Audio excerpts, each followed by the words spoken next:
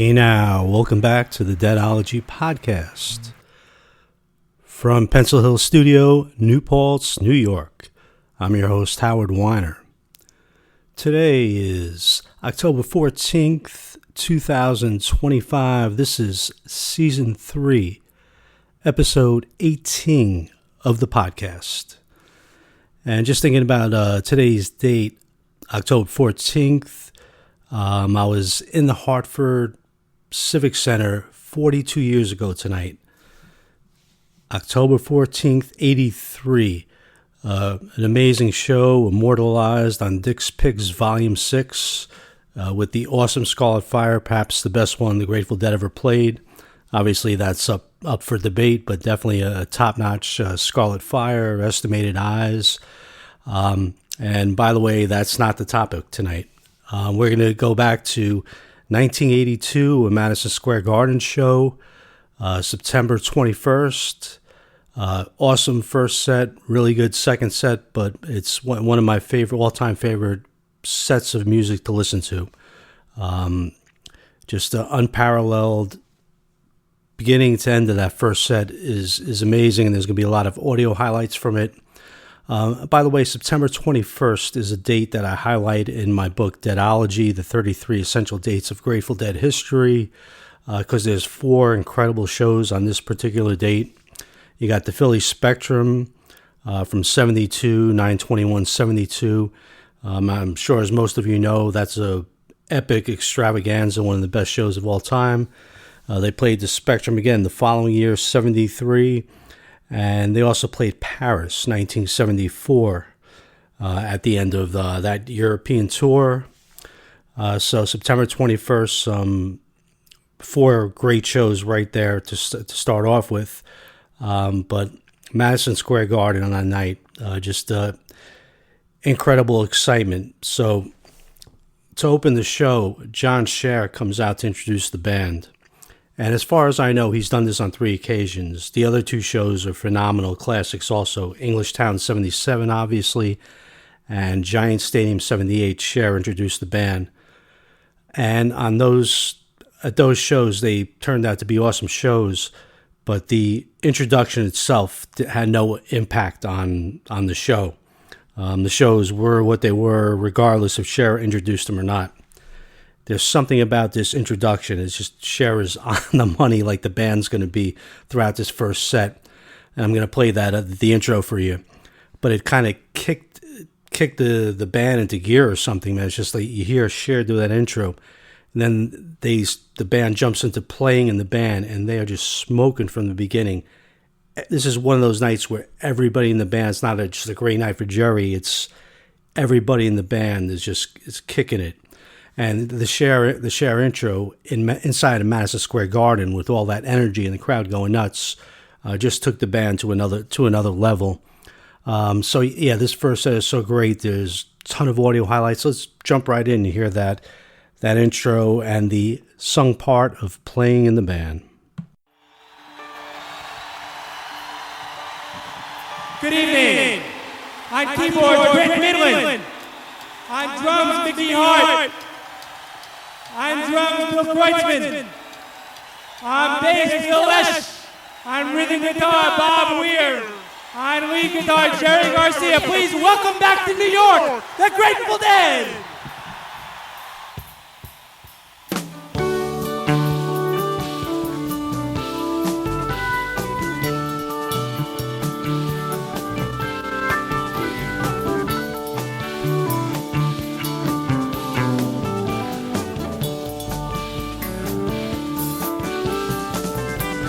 Some folks trust reason, others trust your might. I don't trust nothing, but I know it come out right. See it once again now. Well, I hope you understand. When it's done over, Lord, man is just a man playing in the band. Daybreak on the land.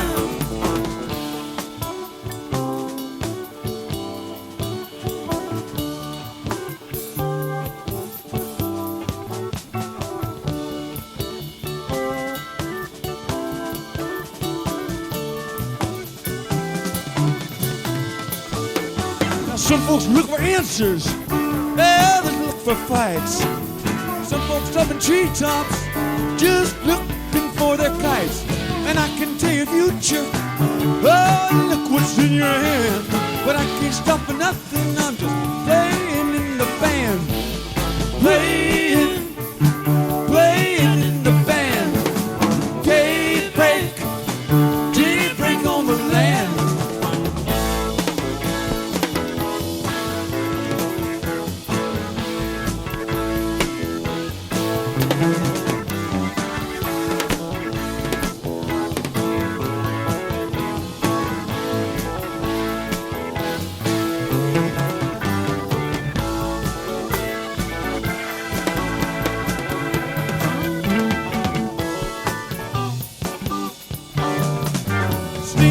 Tower, world at my command. You just keep turning while I'm playing in the band. And if a man among you got no sin upon his hand, let him cast stone at me for playing in the band. Playing in the band. Daybreak on the land. Playing in the band.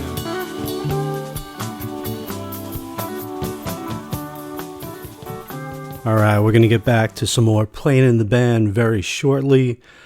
Yeah, great start. You could just hear the total energy. Everything is in the fast lane right from the start. Incredible. And it was kind of kicked into gear by the Cher intro in Madison Square Garden going nuts. Whereas when he introduced them at English Town and Giant Stadium, it's not an indoor arena where you get that like energy trapped in there. So it definitely really got the dead psyched. So they're going to break into Crazy Fingers here. They did Playin Fingers 6 days earlier in Landover. And I was at both of these shows. When I was at the Landover show, it completely blew my mind. I never knew the Grateful Dead even opened up with Playin in the Band. They had done it in Europe 72 at Rotterdam. And they probably did it a couple other times, but not too much. So it was completely shocking in Landover. And then they went into Crazy Fingers. It was the first time the band played Crazy Fingers on the East Coast in 6 years. So it was one of the most exciting things I ever seen in Landover. But that version, the Playin Fingers, is just like a warm-up for what they're going to do at Madison Square Garden. This version is so much better, even though I think I was more excited at the time by the first time I saw it. This Madison Square Garden, ridiculous, man, just unbelievable start for Playin in the Band. I mean, you could listen to this, you could pick this tape up midstream and think you're listening to Rotterdam 72. The band is that tight, playing that well. And then they go into this Crazy Fingers, and just the transition is just a seamless, surreal, and Brett Midland really makes it happen, man. His keyboard playing on this is so good. Like if somebody came up to me, a piano player, keyboard guy, I'm joining a Grateful Dead band, I really don't know Brett Midland that well. What's an amazing show to listen to that will get my head straight to play Brent parts? This Madison Square Garden, I don't think I've ever heard Brent better. Just brilliant throughout, but especially in this Crazy Fingers here. So let's take a few minutes, catch the end of Playin into Crazy Fingers. Just a beautiful transition, unreal, pure, organic, Grateful Dead.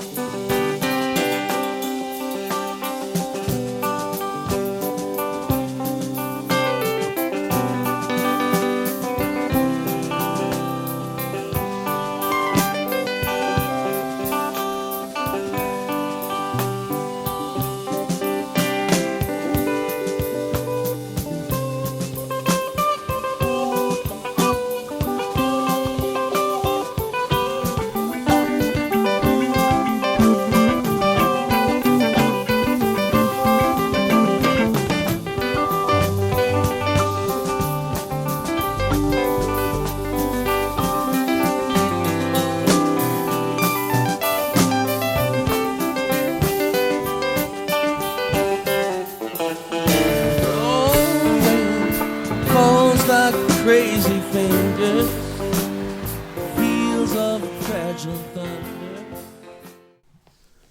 All right, we're going to get right back to that Crazy Fingers in a bit. Jerry singing is so gorgeous on this, and just you could tell the band is just on, man. It's everybody is doing exactly what they should be doing, even though they probably don't know what they're doing. But yeah, just Crazy Fingers playing in the band, amazing combo, just such a unique Grateful Dead pairing there.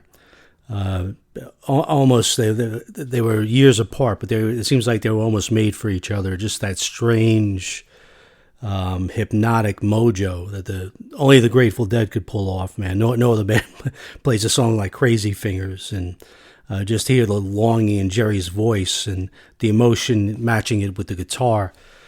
Such a great tune.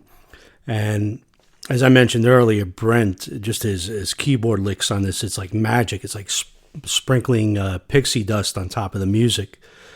Just incredible. My favorite version.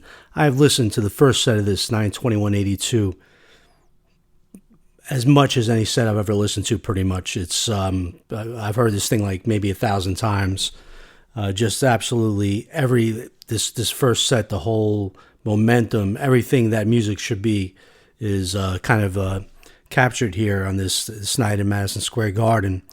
And like I said, man, I'm going to let the audio highlights take it away early on here. Let's get back to Jerry, Crazy Fingers, the great lyrics by Hunter. And this is just perfect, man. Just dreamy, surreal, Grateful Dead.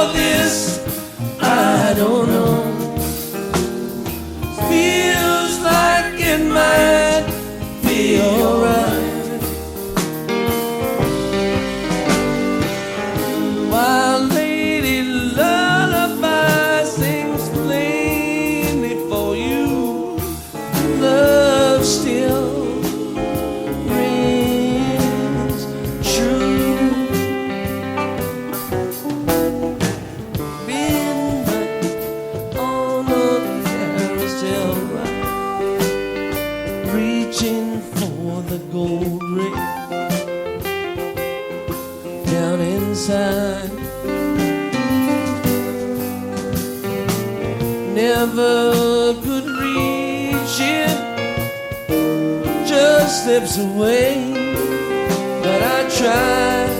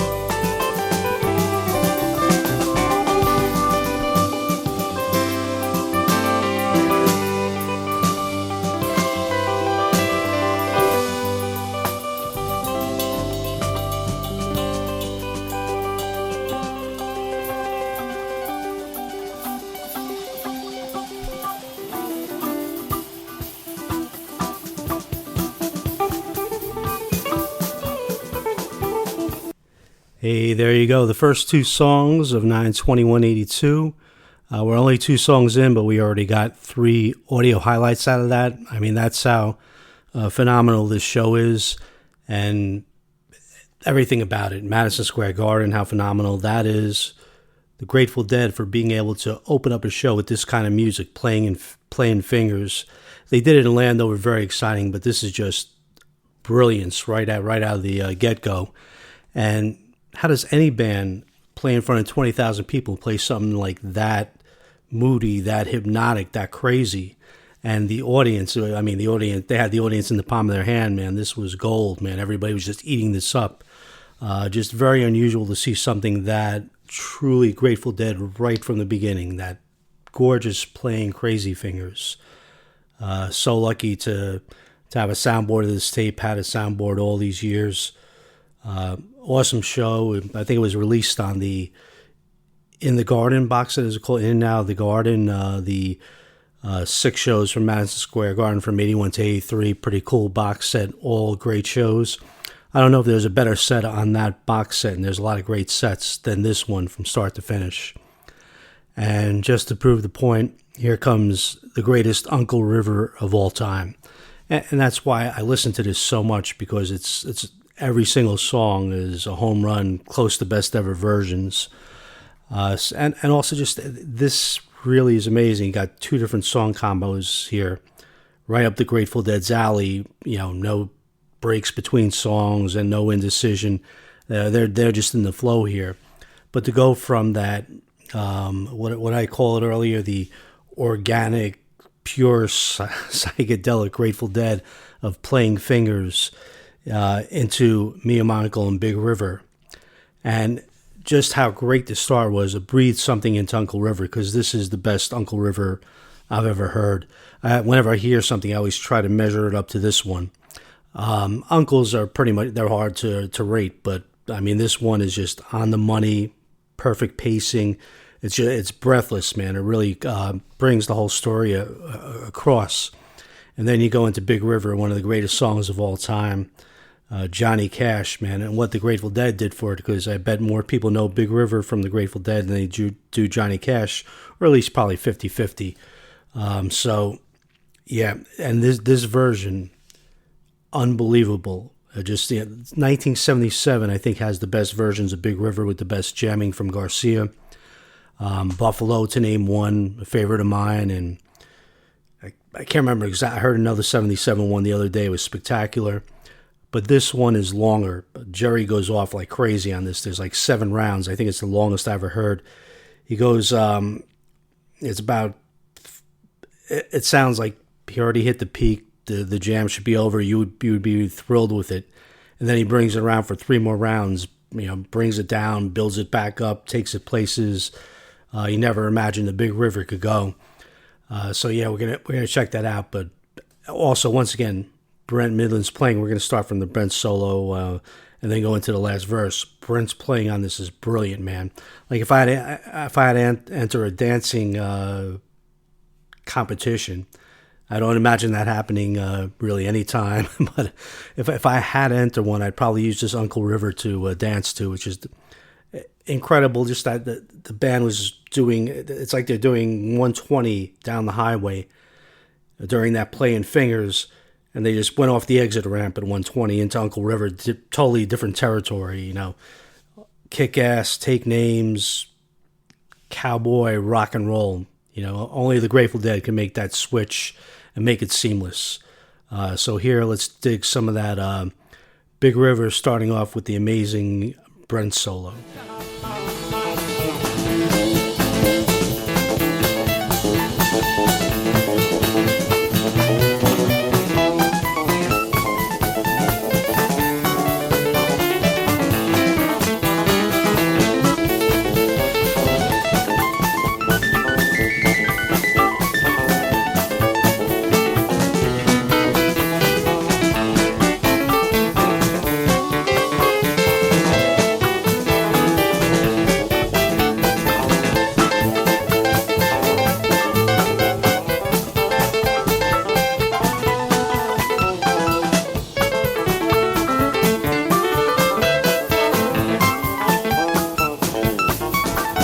Well, now down to Baton Rouge, every queen roll on. Take that woman down to New Orleans, New Orleans. I give up, cause I've had enough. With the mountain blues on down in the Gulf. She loves you, Big River, more than me. Don't think we've been willow, had to cry, cry, cry. Don't the clouds had to cover up a clear blue sky. Here's a cry for that woman. We're gonna flood you, Big River. And I'm gonna surprise you till I die.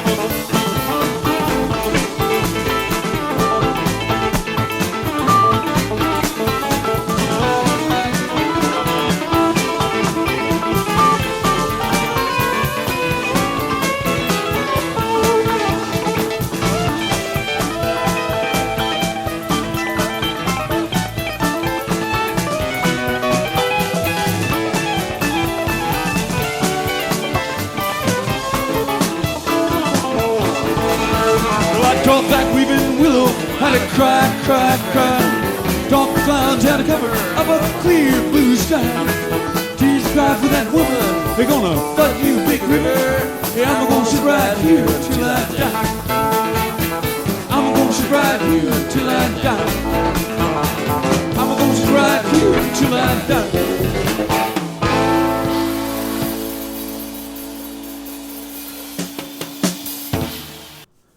That is some insane and focused playing, man. The best Uncle River I think I've ever heard. From Madison Square Garden, just such a tremendous opening. I don't know how the Grateful Dead could come out and play that hot. Just from the first four songs, really just brilliant. That Uncle River, wow. Brent's keyboard, that honky-tonk, crazy feel. And I think that's the beauty of this particular show, is just you could hear it from everybody. You could hear it from Phil, Bobby singing, the beat. Everybody was just on whatever wavelength that was, kind of a once in a lifetime thing. And I mean, I was there at the show. I'm sure I loved it at the moment, but it was definitely hearing the tapes. It just kept kind of growing in stature as I listened to it on tape. I was lucky to get this tape, the soundboard of it, pretty quickly after the show, and just over 1,000 listens every single time as I'm sitting here listening to the playback on my shitty little computer speakers. Freaking sounds incredible. Like, I can't believe it, hearing it again. So great. So the show does carry on. We get to the fifth song, West LA Fade Away, a brand new tune. I believe it was debuted in Veneta 8/28/82. So yeah, this is early on, but West LA Fade Away had it right away. They didn't have to make many changes with it. There are some different lyrics in this one, but yeah, it was just a great funky blues song and very likable. You're out there, you don't know any of the new songs that the band just came out with. West LA Fade Away hit the spot right away. It was a winner. And this is a great version. Another cool thing about West LA, it always seems to come after a great hot performance by Bobby, like Jack Straw. There's a couple that come to mind. 82387. There's a hot straw in there, and followed by West LA, and it's like the perfect follow up to a hot jam and a Weir song for Jerry to come in with West LA with that beat. Also, the Providence, I think it's 9987. Another great Jack Straw followed by West LA. Well, hey, another one, Cuyahoga Falls 62585. They open up Day Tripper, and then they go into the West LA. There's something after a hot song. West LA is just like the perfect thing to roll into. And a very cool early version here. We kind of hit the middle part of the show where the songs are just great. They're not over the top, like, unreal, but just good, solid performances. A nice little plateau to build the next bridge. You got a West LA, very good, beat it down the line, and pretty awesome Loser. Great singing, great guitar solo.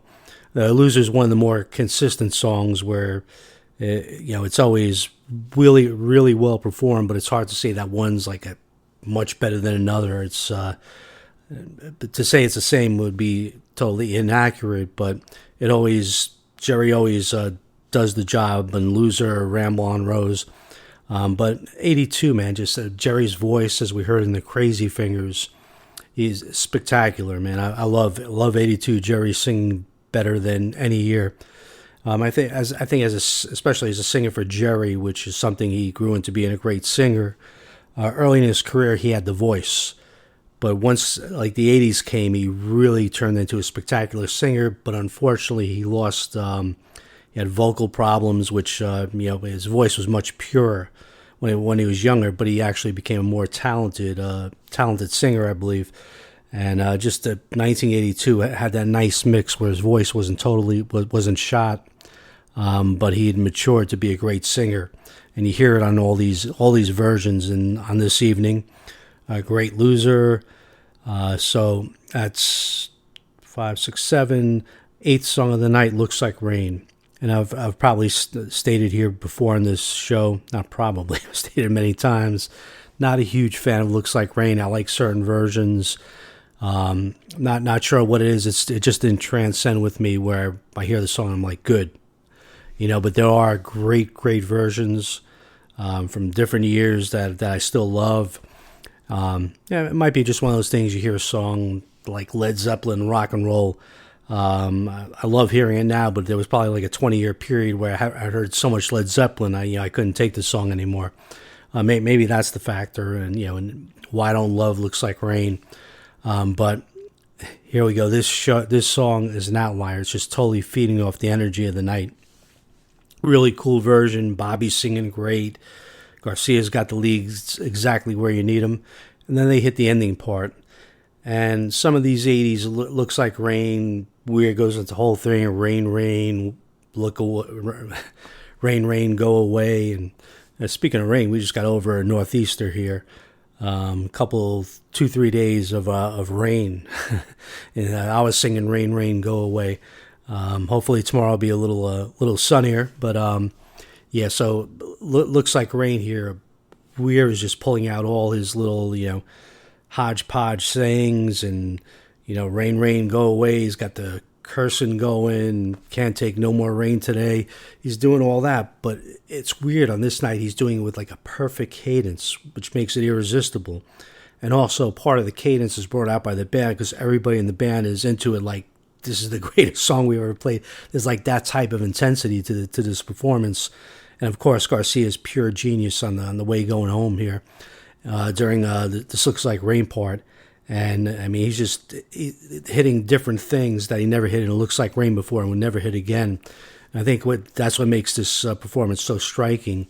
And every over-the-top emphatic thing Weir does works on this particular version. I can't explain it, but it's incredible. Check it out yourself.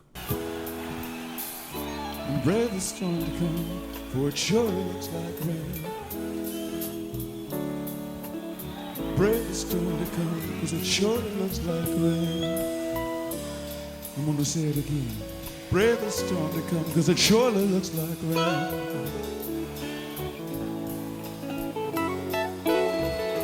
All my life I've seen rain and rain and rain. Here come the rain.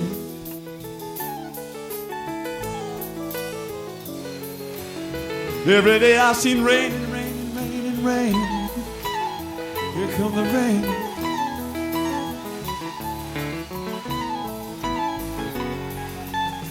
They say into each life a little rain must fall.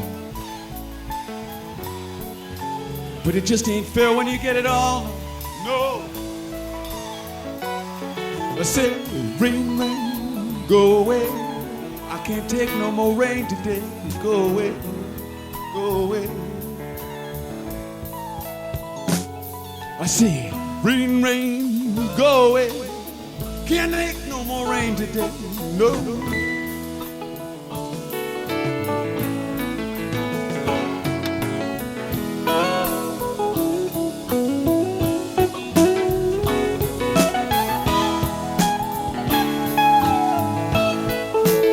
Go away.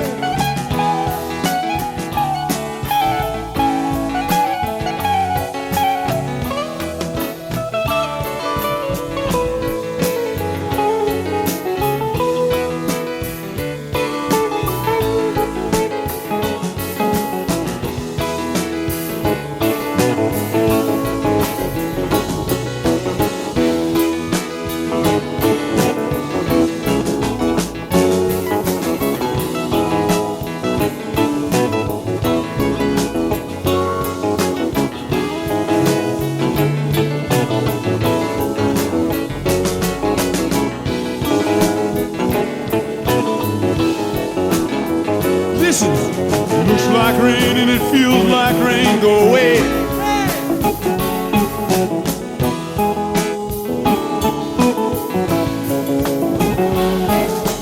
Looks like rain and it feels like rain. No more rain today. No, go away.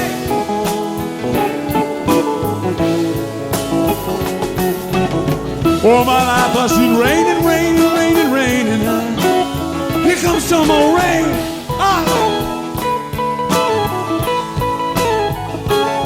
I said, all my life I've seen rain and rain and rain, and can't take no more fucking rain.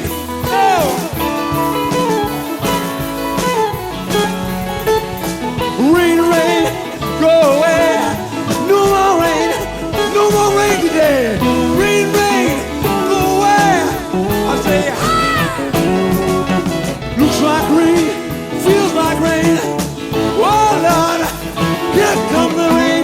Looks like rain, feels like rain. Oh Lord, here comes the rain.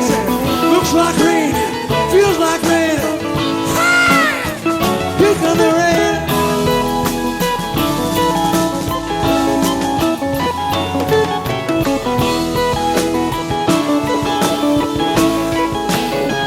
Here comes the rain.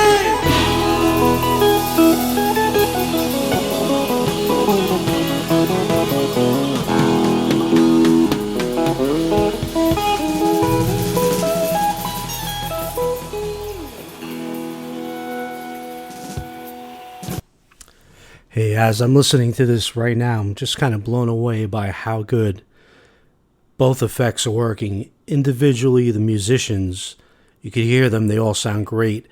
And the group synergy, just off the charts, man. Special night in Madison Square Garden. That's why I keep going back to this tape. There's nothing like it. September '82, John Scherk, gets them, and the New York crowd gets them fired up, and just like a perfect set. I think Garcia Flub's one syllable in Crazy Fingers, instead of life may be sweeter than this on the last chorus, he goes, gone sweeter. He caught it right away. So there's one like little minor flub that I was able to catch on this. Besides that, man, just the Grateful Dead, so on. So to close out this set that opened with two brilliant Grateful Dead combos, Playin Fingers being an original, and Uncle River, an original take on cover songs. We finish off with another Grateful Dead. Well, at least the first part's original. They China Cat Rider to end the set. And man, New York City was pumped, man. Everybody so happy to have the Cat Rider in the last spot. And the Cat Rider feeds off of the energy of the show, which means it's a great Cat Rider to end the set. Especially Rider is hot. And Cat Rider was better in the second set. There's no way around it. You know, it's because China Cat is the type of song that doesn't need momentum. It builds its own momentum, and that's when it's at its best, and it takes its time at the beginning of the second set. One of the best versions from the 80s, the best version from the 80s, I don't even think there's anything close, is the one from Madison Square Garden, March 9th, 81. That was my first show. I had no idea how good it was because I was still kind of learning the Grateful Dead and their improvisational ways, but just a sensational Cat, so many different twists and turns and and changes in the narrative, whereas this one's just rock'em sock'em, very hot Cat Rider to end the set, and you wouldn't want to end it any other way. Just a awesome first set, and I can never get tired of it. I can listen to this every day, man. It's such a brilliant set of music. So we move on to set 2, and set 2 had no chance. They played great in set 2. But what happened, and this is the way things were, pretty much after 1977, and they became even more pronounced as the years went on, the Grateful Dead wouldn't play 2 songs in a row. And often they would, if it's Scarlet Fire and it's a 13-show tour, they'll play it probably 3 times. 4 times would be like almost too much. So there was definitely like a sequencing of songs. And unfortunately for this Garden show, they had played so many of the desirable songs in the last few shows. The night before in Madison Square Garden, you got Scarlet Fire, you got Terrapin, you got a Shakedown, and obviously that takes all those songs off the board for this show. Portland had a Morning Dew and a Going Down the Road. That was a couple nights earlier. There was an Uncle John's in Boston. So a lot of the great second set songs were already taken and waiting to be used at a future show. But I mean, there's still a great set here, and the band's playing definitely some worthy stuff to talk about. They open up the second set with Touch of Grey, and this is the 4th version. The first one was Cap Center. I was there. They played it as an encore, and this is a really good version. I think they do the bridge twice, and they go back to the first verse once, so the lyrics aren't not even close to perfectly straightened out, but regardless, man, this is just a very hot version, very well played. They had the feel of the song totally down, and at the time of the show, I had no idea what was going on. I'm like, what the hell is this new song? Because you're burning to hear what you know and what you want to hear, but yeah, it's a good Touch of Grey. Looking back on it, man, listening to it. And they rock right into Samson and Delilah. This is a show of a lot of great 1-2 punches, coming on the heels of what we heard in the first set. And Touch of Grey Samson would be pretty much old reliable for the Grateful Dead. Samson really worked with any kind of follow-up as a Jerry tune, Shakedown Samson, you name it, Samson. Samson always worked as a follow-up to a Jerry tune. And they rock it on this night, just searing, kind of like the stuff from the first set. Maybe not as great, but hot, very hot, not very hot jamming from Jerry. And then third song, High Time. And on this night, you want to hear Jerry sing as many ballads as possible. And this is Working Man's Dead. He goes to another Working Man's Dead ballad later in the set. Beautiful High Time. So one thing which I found kind of funny, I'm listening to it. He sings the Tomorrow Comes Trouble part, and then tomorrow, and then then he starts that again, and he goes, "Tomorrow's for certain," thinking it was the other verse, but it kind of worked. I was like, "Nothing for certain, tomorrow's for certain, both are true. Nothing's for certain, and tomorrow I'm gonna wake up and promote this podcast, and I'm gonna take my little trip to Lake Placid."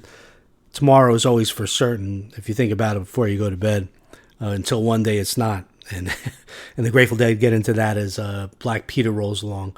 But it was just funny to hear Jerry mess up and think about tomorrow's for certain as opposed to nothing. Little change in philosophy.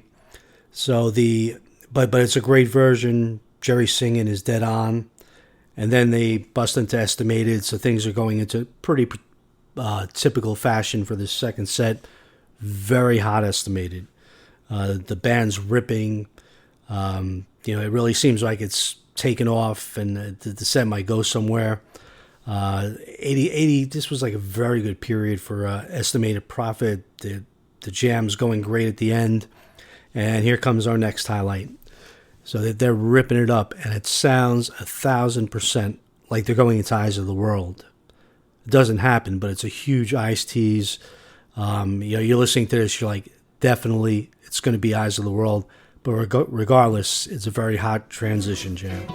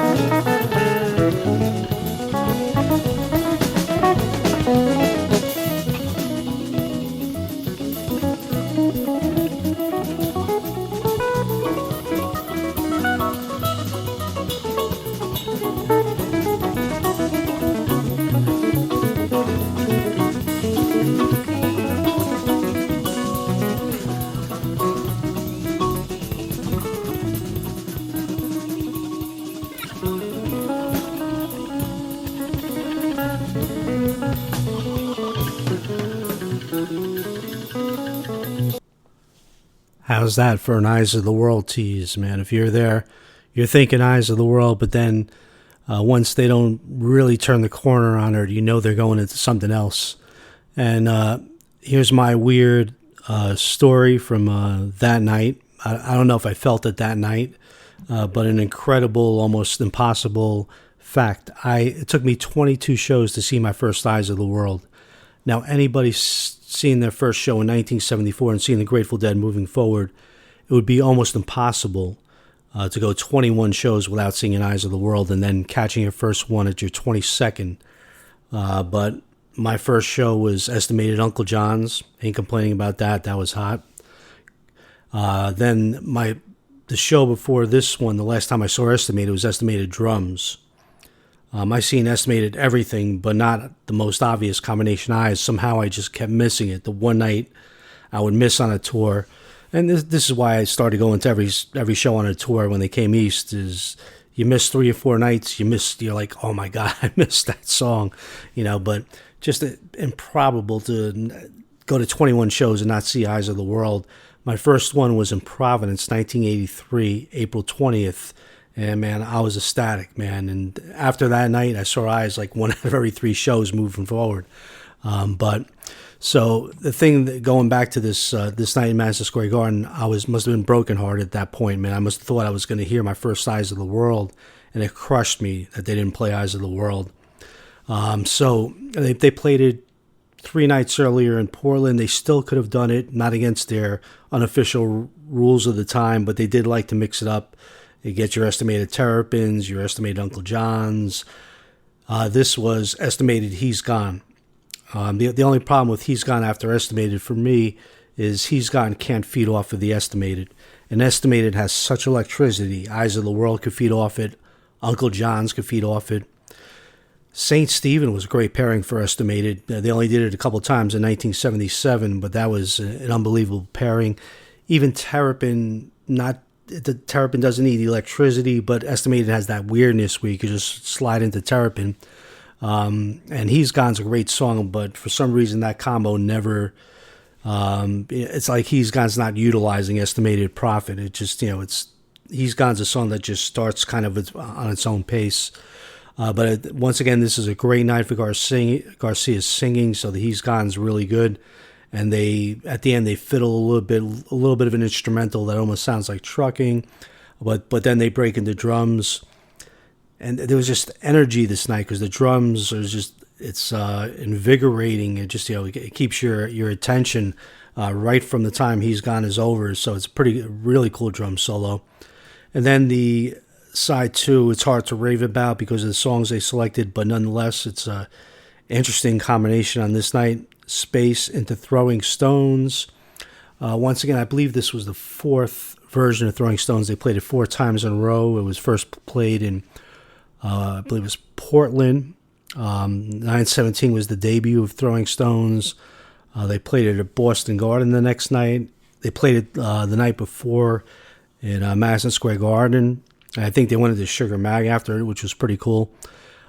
Here, it's Out of Space, for the first time ever, it goes into Not Fade Away.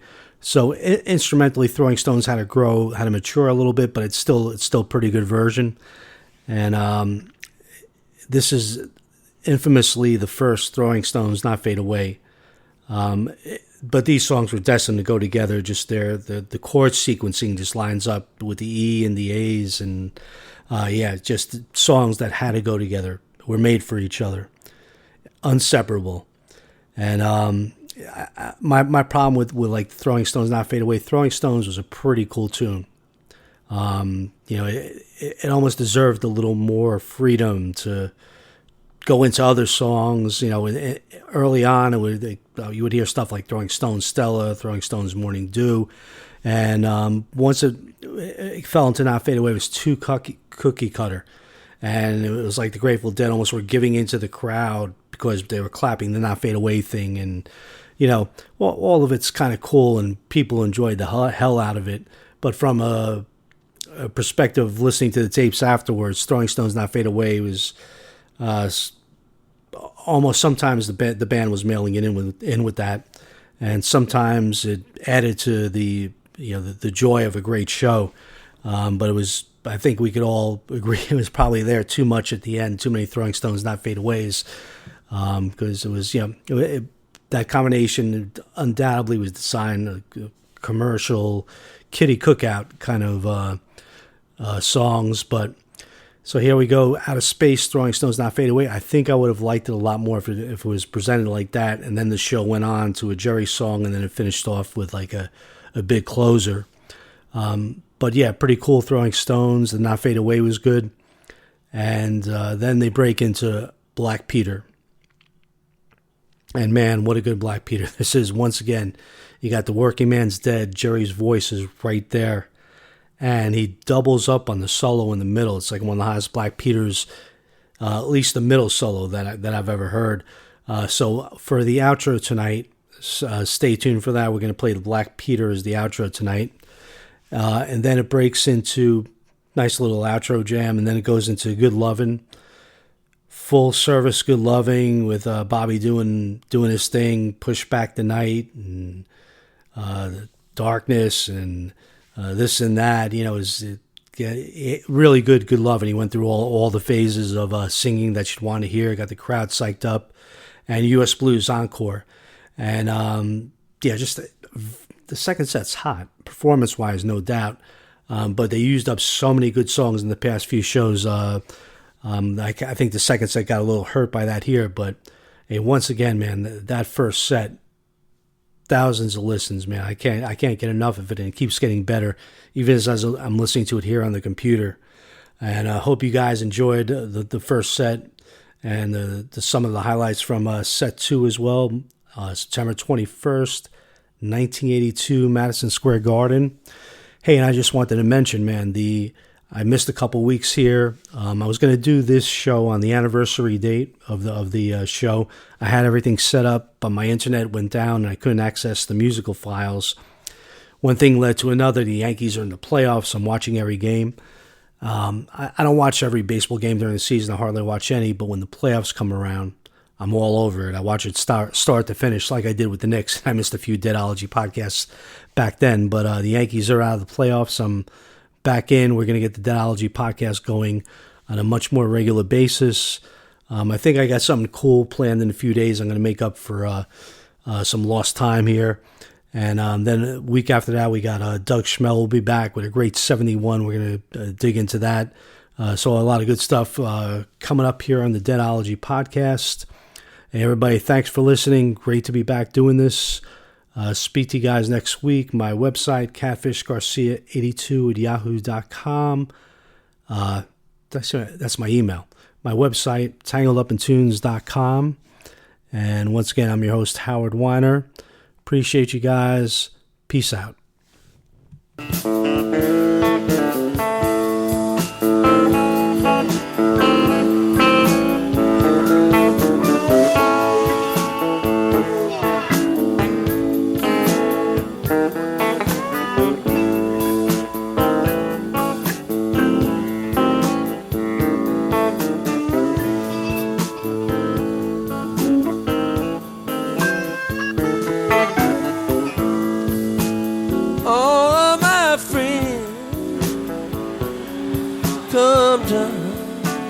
See me last night. I was laying in my bed and died.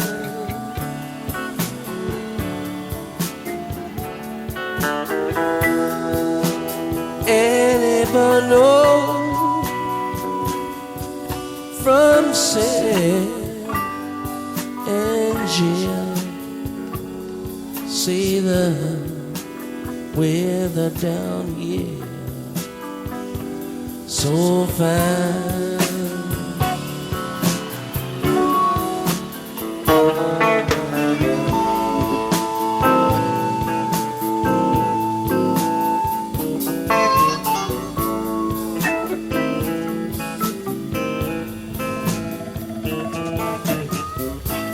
Just then the wind came squalling through the door. But who can the weather command?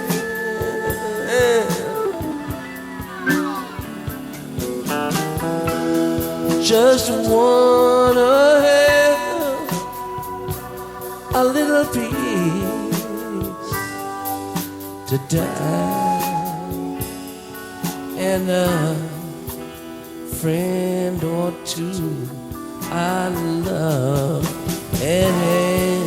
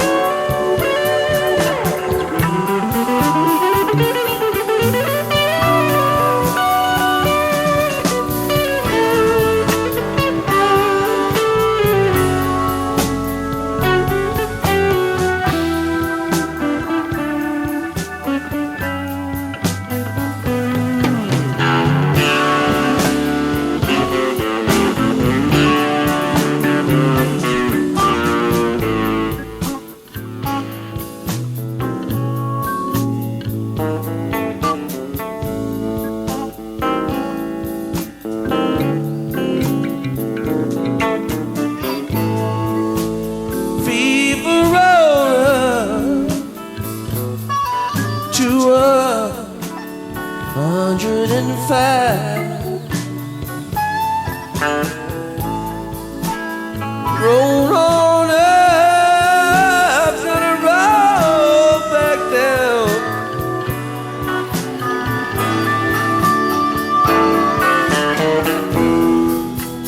One more day, I find myself alive. Tomorrow, maybe go beneath the ground.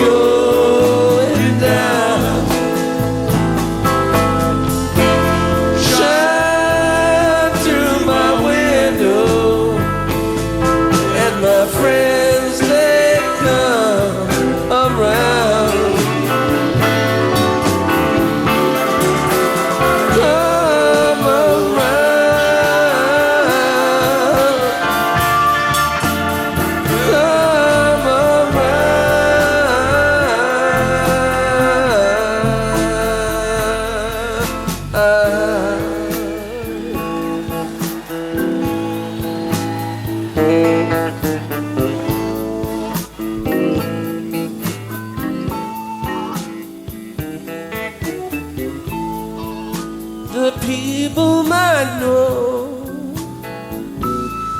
but the people don't care.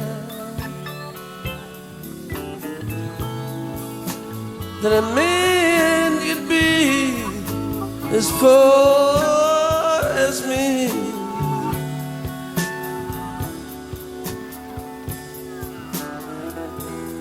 Take a look at poor Peter. He's alive in pain. Now let's go run and see.